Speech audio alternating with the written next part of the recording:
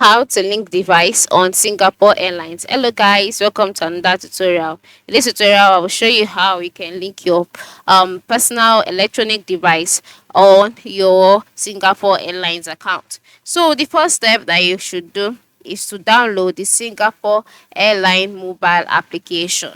Alright, so after you've downloaded it, the next thing to do is to connect the in-flight crossword network during your flight. Yes, you can only link your device to your account while you're on the flight. So during your flight, turn on your device's Wi-Fi and connect to the in-flight crossword network.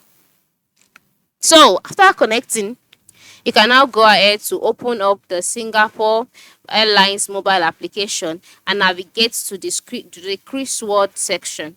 Okay, so once you're on the section, select the connect to seat icon within the app. Then on your seat monitor, you will see a prompt to enter your seat number. Enter in your seat number to generate a 4-digit password on your monitor. Then as well as enter the 4-digit password on your device as well to pair it with crossword.